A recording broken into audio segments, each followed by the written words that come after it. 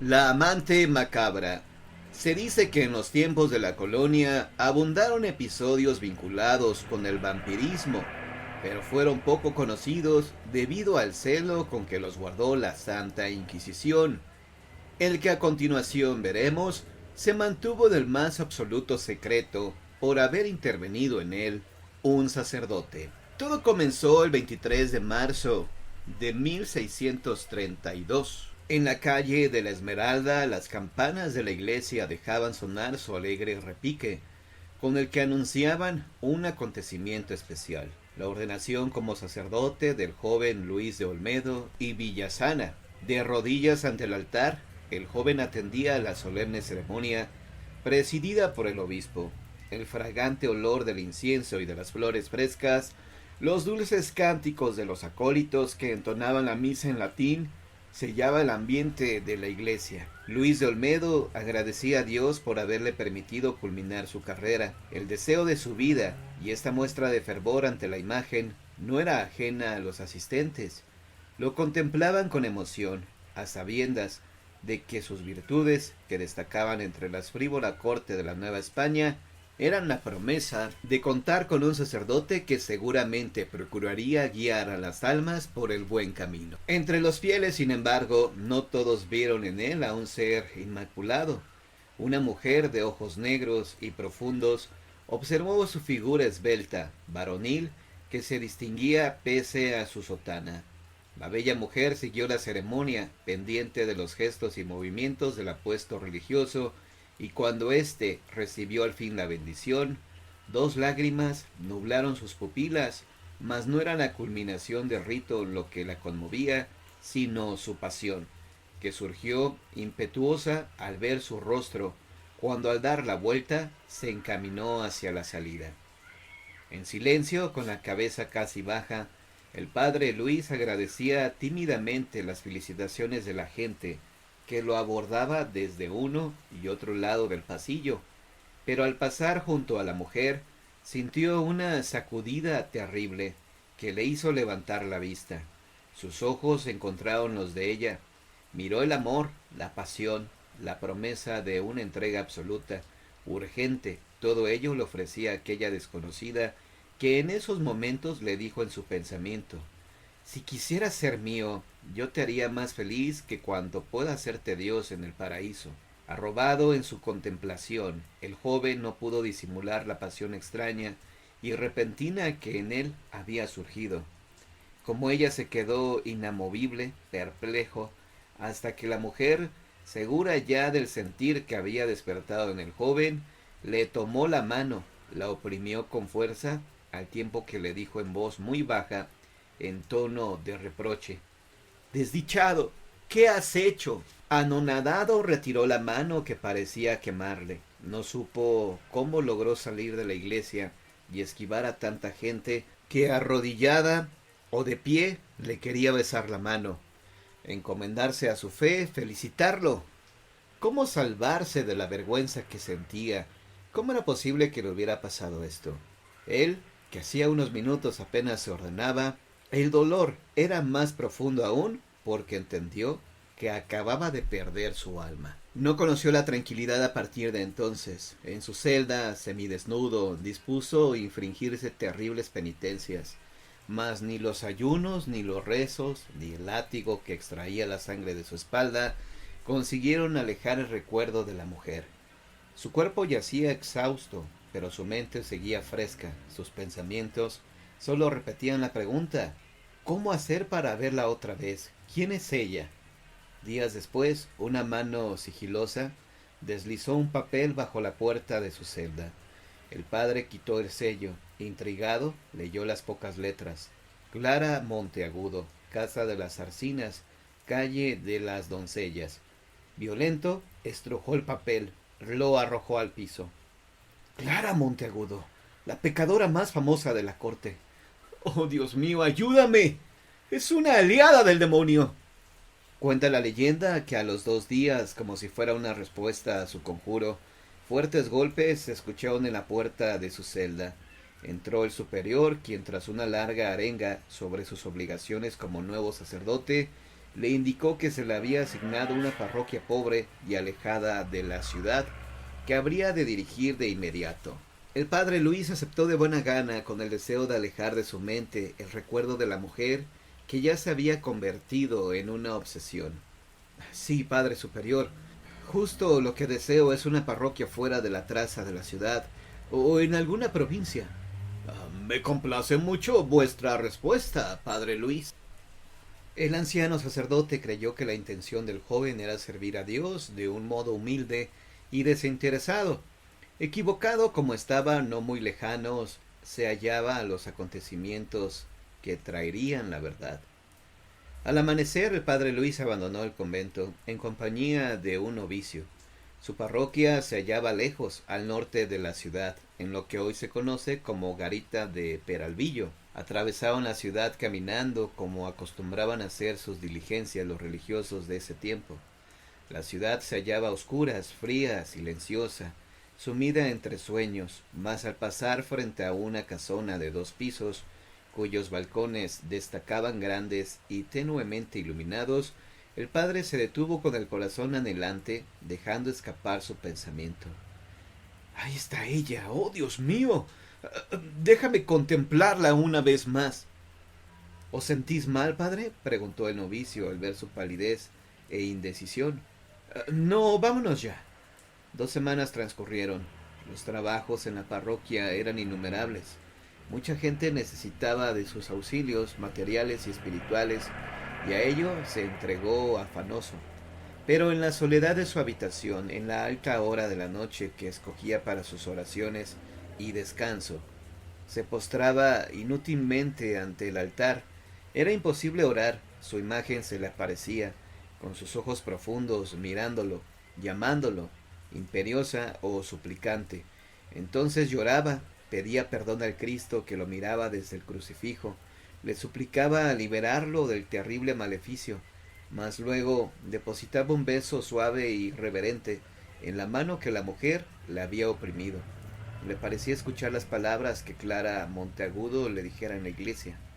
Desdichado, ¿qué has hecho? ¿Qué hice? Ordenarme sacerdote. No, no solo eso.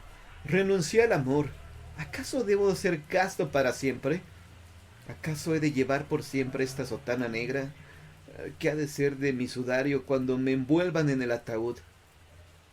Se asustaba de sus reflexiones, temía un castigo divino, pero al fin, dando un paso al frente, tembloroso, desesperado, su deseo se manifestó rotundo. No puedo más, Dios mío. Tengo que verla. Una vez más tan solo. Afuera, el manto de la noche, negro y denso, soltó su furia. Los rayos trazaban grietas luminosas al tiempo que la lluvia, tormentosa, se dejó caer. El padre Luis se puso su sayal y sombrero y abandonó la parroquia al amparo de las sombras. Cuando llegó al límite de la traza de la ciudad, una voz ronca y sombría lo detuvo, lo llamó por su nombre. El padre volteó a mirar al hombre que se encontraba a unos pasos de él, mulato de aspecto humilde, pero de talante orgulloso y decidido. Traía consigo 2 caballos cuya rienda sujetaba con la mano. El padre, acercándose de mala gana, le contestó: ¿Qué queréis? Padre, os pido auxilio para un moribundo. Ahora no, que llevo prisa. Acudid a otro religioso. Ah, padre, si os negáis, a fe mía que os aparto el corazón, dijo empuñando su arma. El sacerdote miró el puñal, mas no era la muerte lo que temía, sino perder la ocasión de cumplir con su propósito. Entonces dispuso: Bien, bien, bien, os acompañaré. Preciso es cubrirle los ojos. El padre aceptó que el hombre lo vendara, extrañado pero tranquilo por cumplir lo que creía un acto obligatorio de su investidura. Cabalgaron por un tiempo sobre los vigorosos corceles entre la lluvia incesante y el silencio nocturno. Al fin su misterioso acompañante le ordenó detenerse, lo ayudó a desmontar. Hemos llegado, padre. Aquí es el lugar de vuestra misión. ¿Qué misión? No preguntéis, solo obedeced, y nada os pasará. El hombre lo guió deprisa a través de una callejuela, abrió una puerta, y después de introducirlo a un aposento le quitó la venda. El lujo de la estancia sorprendió al padre. Quiso preguntar el nombre del dueño, quitarse las ropas mojadas, pero ya no tuvo tiempo de nada, porque en ese momento el mismo hombre que lo había traído abrió deprisa una puerta que daba a un espacio interior. Entrad. Vamos, apurad. Otro sirviente que aguardaba al padre dentro de la alcoba volteó a verlos en cuanto entraron. Con un gesto abatido le dijo: Demasiado tarde es. La señora ha muerto. Al tiempo que esto pronunció, el sirviente se hizo a un lado. Entonces se pudo ver a una muerta acostada sobre su lecho y amortajada entre 4 cirios. ¡Clara! ¡Clara! ¿Eres tú? El padre Luis no halló qué hacer. No podía creer lo que veía, pero el sirviente lo sacó de su estupor. Ella os esperaba, padre. Me hizo ir por vos. Mas si no pudisteis salvar su alma, velad al menos su cuerpo durante esta noche.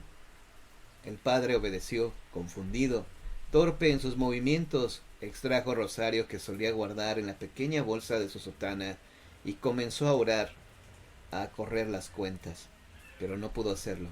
Se detenía en una frase y ahí se quedaba, repitiéndola sin darse cuenta. Al fin, al escuchar la puerta cerrarse tras de sí, con los pasos de los 2 sirvientes alejándose, se atrevió a mirarla.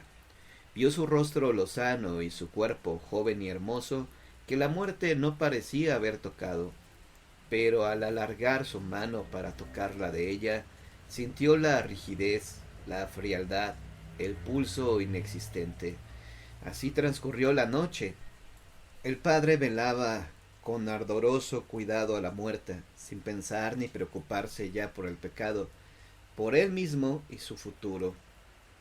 Solo atendía a su dolor, a su amor truncado, al momento privilegiado que le parecía vivir al estar con su amada, aunque fuera en la muerte. Pero el amanecer se aproximaba y con él la separación. Así, al verla otra vez, pálida y rígida, recordó su mirar, su pasión prometida, pensó en el vacío en que habría de vivir en adelante, y con un impulso ya irreprimible, se inclinó sobre la muerta y besó sus labios suavemente. Mas de pronto su beso se detuvo cuando una leve respiración se unió a la suya y le devolvió la caricia. El cadáver le abrazó, su rostro cobró vida. En susurros le dijo: Te he esperado tanto que he muerto, pero volveré a ti todas las noches porque soy tuya. Al tiempo que la soltó aterrorizado, confundido, el cuerpo volvió a quedar rígido. Entonces sobrevino una ráfaga de aire que entró por la ventana abierta y apagó los cirios. Dicen los documentos de la Santa Inquisición que el padre Luis se desplomó sin sentido sobre la muerta. Creyó haber tenido una alucinación o haber sido objeto de un hechizo. Cuando volvió a tomar conciencia, se encontró ante el Padre Superior, que lo observaba angustiado. Al querer levantarse de la cama, vio que estaba en la celda de su presbítero. Quiso hablar al padre, preguntar qué había pasado, pero el superior lo hizo acostarse de nuevo. Trató de calmarlo, observando su fatiga y debilidad. Le pidió callar y entonces le contó extensamente lo sucedido para al fin concluir. El sirviente de esa desaventurada os trajo aquí. De regreso hace 2 días. Ay, padre, está muerta. Claro que está muerta. Gracias a Dios terminarán las tremendas orgías que celebraba en su palacio. Se acabaron sus malos ejemplos. Mirad que hasta el virrey acude a sus cuidados y fijaos qué atrevimiento. Personajes allegados a esa disoluta pretendían que fuera enterrada en sagrado, pero el Santo Oficio no lo permitió, de modo que su cuerpo pecador reposa ahora en aquella colina, dijo señalando la pequeña loma que a lo lejos se miraba desde la ventana. Ahora descansad, que ya es de noche. Debéis reponer vuestras fuerzas. Padre, debo decirlos yo, le dijo incorporándose. Por Dios, hijo mío, Ni vos ni nadie podría salvar esa alma empaquetada. No penséis más en ella. Esa mujer tenía vendida ya su alma al demonio con su conducta disoluta. El padre Luis se recostó otra vez, cerró los ojos. Momentos después, el superior abandonó la habitación creyendo que ya dormía. Quizá esto sucedió realmente. Él no lo supo a ciencia cierta, porque la inquietud dominaba su mente, más allá del sueño o la vigilia. Tenía la certeza de su muerte, mas sentía que no lo estaba realmente. Sentía su presencia, tenía miedo de ello, pero a la vez el deseo de verla lo vencía. Cuando las campanas de la iglesia terminaron de dar las 12, golpearon a la puerta de su parroquia. Como entre sueños se levantó, abrió la puerta, y ante él apareció el sirviente mulato, que con voz cavernosa le apuró: «Venid, señor, mi ama os espera». Al lado del sirviente, que ya espoleaba su caballo, montó en el corcel, que corrió libre y seguro entre el oscuro paraje y la majestuosidad de los árboles. La casona de las Arcinas se vislumbró, fría y serena, se alzaba en medio de la noche. Esta vez entró por la puerta principal. El sirviente lo condujo a una habitación lujosa, en cuyo lecho se hallaba ropajes dispuestos para él que el sirviente le mostró. Mudó rápidamente su sotana por un traje de fino corte, cuya seda y terciopelo se ajustaba con perfección a su figura. Así se observó en el espejo. Parecía el más gallardo caballero de la corte. Su mismo gesto había cambiado. Detrás de él, de pronto, llegó la voz dulce de Clara Monteagudo. Él no volteó. Quiso mirarla a través del espejo, pero su imagen no se reflejaba. Mas al volverse se encontró con ella. «¡Oh, aquí estás! ¡Estás viva! ¿Eres realidad o eres una quimera venida de extraños territorios?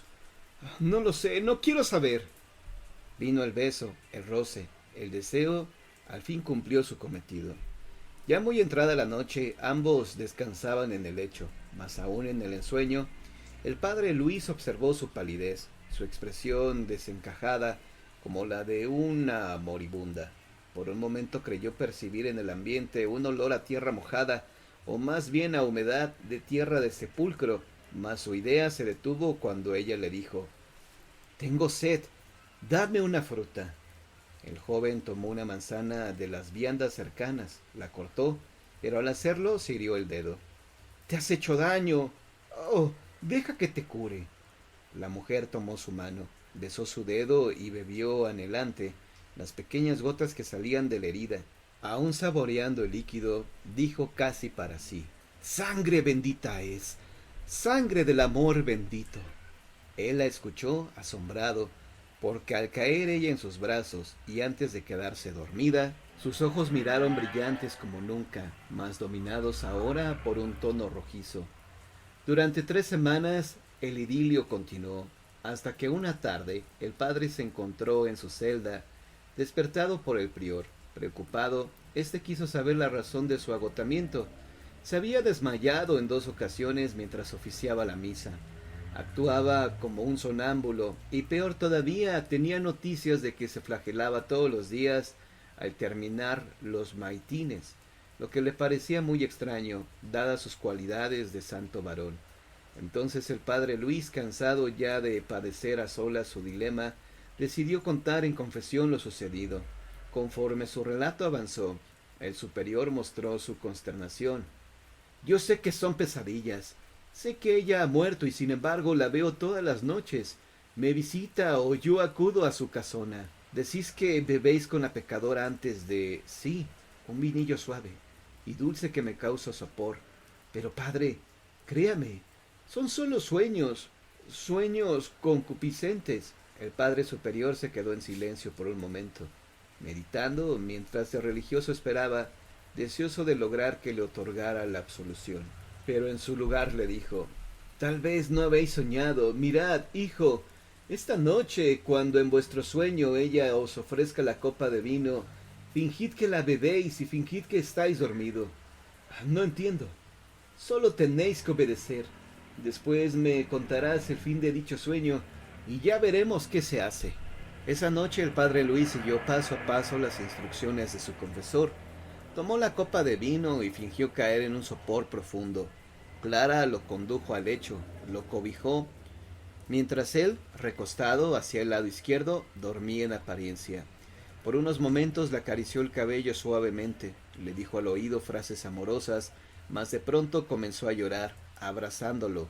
Le susurró vehementemente: Pobre amor mío, qué pálido estás. Os aseguro que solo beberé un poco de vuestra sangre.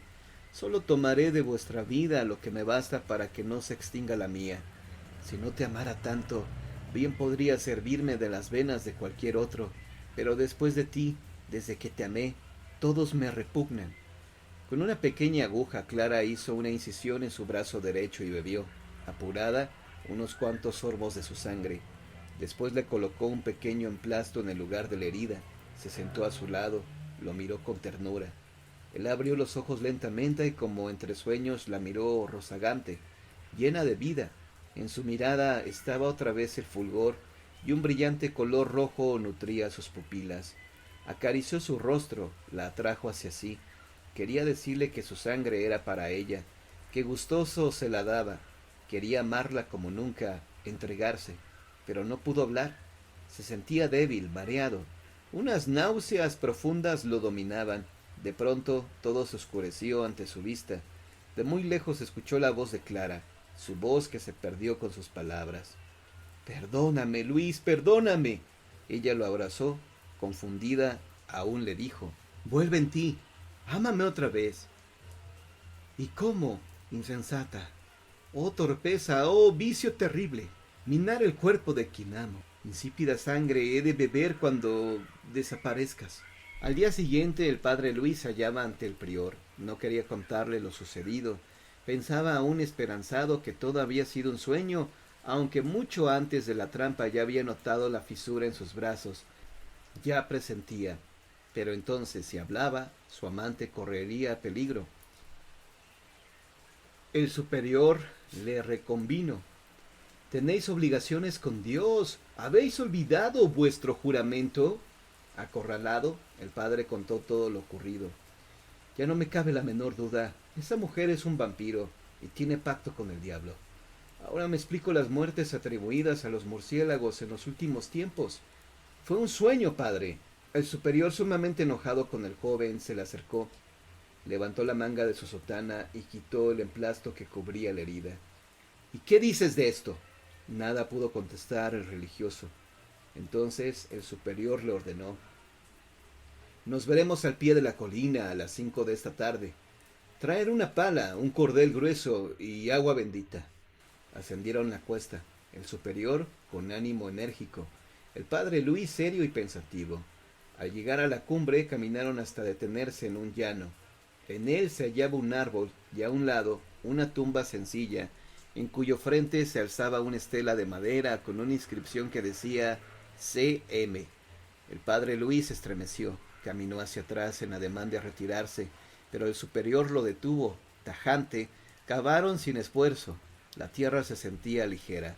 Luego levantaron el pesado ataúd con la ayuda de una cuerda, y entonces, sudorosos y cesantes, abrieron la caja. Dentro descansaba Clara, su rostro se veía lozano, sus mejillas sonrojadas, su cuerpo fresco y garboso como cuando vivía. En sus labios, que esbozaban una breve sonrisa, manaba una pequeña gota de sangre. Al verla así, el padre Luis se conmovió. En sus ojos se asomó el deseo de huir con ella en brazos, de alejarla del prior, que en cuclillas la observaba, con la mano temblorosa empuñando una estaca puntiaguda. A lo lejos se escucharon los 7 repiques del anochecer, justo provenientes del campanario de su parroquia. Entonces el prior se irguió, y en el momento en que impulsó su diestra para atacar, el padre Luis lo sujetó del brazo. ¡No! ¡No! ¡Quítate! Lucharon por un instante, y al fin el padre cedió. El prior atravesó el corazón de la mujer con el certero golpe de su estaca. Un grito de dolor resonó en la colina. El rostro de la muerta se volvió rígido. Una expresión dura, colérica, la cubrió, pero enseguida el prior roció el cadáver con agua bendita y éste se convirtió en polvo. Ahí tenéis a esa mujer vampiro. adoradora del mal. El padre no lo escuchó. Todo para él había sido una pesadilla. Ya en la noche, postrado ante el altar, murmuraba una súplica de muerte, cuando de pronto percibió el aroma de tierra de sepulcro, al tiempo que un aire frío inundó la estancia. Cuando levantó la cabeza, tuvo ante él la visión. La figura de Clara era la misma, pero estaba pálida, demacrada, tenía el gesto duro, sombrío, que le vio antes de desaparecer. ¿Qué hiciste? ¿Por qué me traicionaste?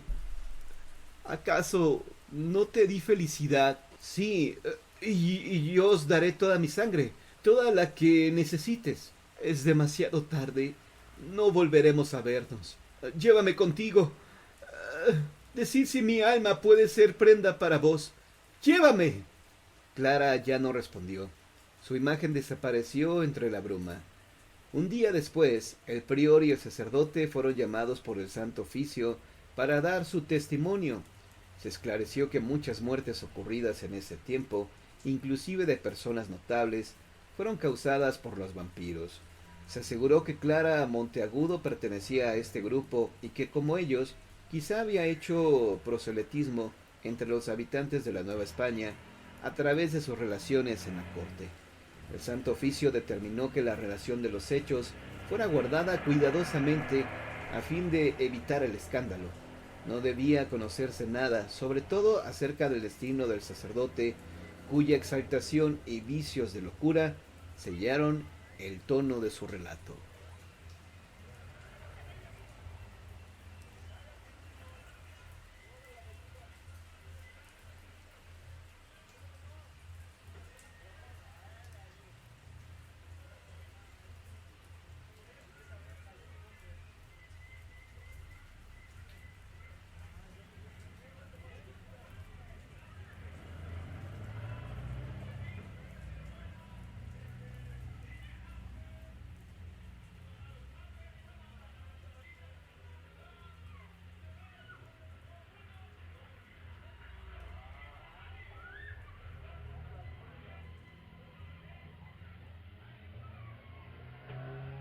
La muerte se transporta en taxi. El tío de una de mis amigas es taxista y en una ocasión se subió una persona común y corriente, como cualquier otra que utiliza el servicio, pero conforme iba avanzando por las calles de la Ciudad de México, escuchó una sirena de ambulancia y observó por el retrovisor hacia dónde se dirigía para ver si podía cederle el paso. Y lo que vio fue que la persona que transportaba en el asiento trasero se había convertido en un esqueleto. Entonces, cuando llegaron al lugar en donde le había indicado esta persona o esqueleto que se iba a bajar, le tocó el hombro para pagarle al chofer, quien dio un salto tremendo y vio que la mano eran puros huesos. Desde luego, quedó impresionado y muy espantado, porque de antemano pensó en no cobrarle para no tener que mirarlo, pero el esqueleto le dijo que era como cualquier otro pasajero. Entonces le dio hasta más dinero de lo que marcaba el taxímetro. Lógico, el esqueleto no se puso a contarlo, sino que simplemente agarró un puño de monedas y se lo dio al chofer. Pero lo curioso fue que en el lugar en donde se bajó el esqueleto había sucedido un accidente minutos antes de que ellos llegaran. En conclusión, afirma el taxista que a quien llevaba era ni más ni menos que a la mismísima muerte. A consecuencia de esto, este señor todavía conserva el dinero con el que le pagó, porque piensa que como le dio dinero de más, tal vez quiera cobrarse más tarde.